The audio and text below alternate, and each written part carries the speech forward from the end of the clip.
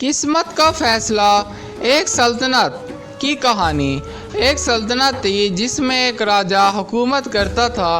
वो राजा बड़ा उम्र दराज हो चुका था और सल्तनत को बने काफ़ी अरसा हो चुका था, मगर सल्तनत में एक हुक्म हमेशा से नाफिज रहा और सब लोग उस हुक्म पे अमल कर रहे थे।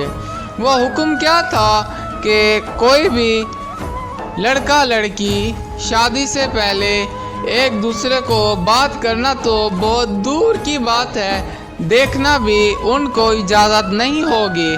सल्तनत में ये हुक्म नाफिज हुआ पड़ा था, मगर सब लोग इस बात से अनजान कि राजा ने ये हुक्म क्यों नाफिज किया हुआ है।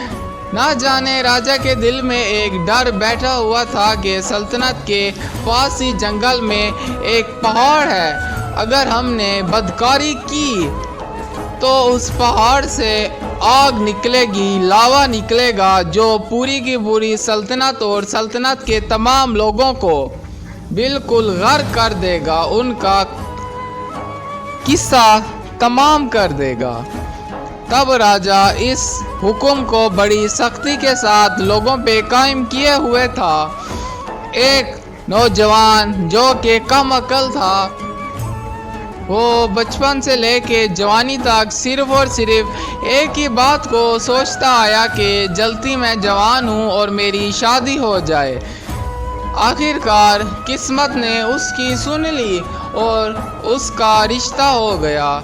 रिश्ता होने के बाद अभी उसकी शादी को काफ़ी अरसा पड़ा हुआ था, क्योंकि उसने अभी अपना घर बनवाना था और अपनी बहुत सी जिम्मेदारियों को पूरा करना था। उसके दिल में बात बैठी कि शादी को अभी काफ़ी अरसा देर है, क्यों ना मैं जाके अपनी होने वाली बीवी को देख के आऊँ, उससे मिल के आऊँ, दो पल उससे बातें करके आऊँ। फिर उसने दिल में यही बात बिठाई। रात के वक्त उसके घर को जा पहुँचा। उसको दूरी से देख रहा था, पास को ना जा सका, दूरी से उसको मिल रहा था कि सल्तनत के एक सिपाही ने ये सारा माजरा होते देख लिया और जाके राजा को कहा। राजा ने उस बात को इतना सख्ती से लिया कि सारे सल्तनत के लोग डर गए। राजा ने उस नौजवान को बुलाया, उस नौजवान से सारा माजरा पूछा। तब राजा ने फैसला ये किया कि तुम्हें इस हरकत की सज़ा मिलेगी। अभी 2-4 दिन ही गुजरे थे, राजा का डर तो हकीकत में बदल गया। उस पहाड़ से आग निकलने लग गई, लावा निकलने लग गया जो कुछ ही मिनटों में पूरी की पूरी सल्तनत को बर्बाद कर सकता था। तब राजा ने उस सल्तनत के एक जाने माने बाबा से मशवरा लिया कि अब इस मुसीबत का क्या हल है। तो उस राजा को उस बाबा ने भविष्यवाणी करके कहा कि इसकी दोनों हाथ काट के उसमें डाल दो, तभी वो लावा शांत होगा। तो राजा ने बिल्कुल ऐसा ही किया, उसके दोनों हाथ काट के उस लावे में डाल दिए और सब कुछ ख़त्म हो गया। वो आग गायब हो गई। वो हंसी खुशी अपनी ज़िंदगी गुजार रहे थे और एक बार फिर किस्मत ने अपना मोड़ बदला। ऐसा सब कुछ राजा के बेटे के साथ हो गया। अभी उसी जगह, उसी मोड़ पे, उन्हीं लोगों के बीच अब राजा को अपने बेटे के हाथ कटवा के उस लावे में डालने थे। राजा बड़ा मजबूर कि अब क्या करे। वो नौजवान जिसके राजा ने हाथ कटवाए थे, वो भी ये सब देखने के लिए उस जगह पे मौजूद खड़ा हुआ था। सब लोग राजा के फैसले की इंतज़ार में थे। राजा बिल्कुल चुप करके अपने बेटे को देख रहा था। राजा ने अपने रथ को उसके पास भेजा और कहा कि मेरे बेटे को इस पे बिठाओ।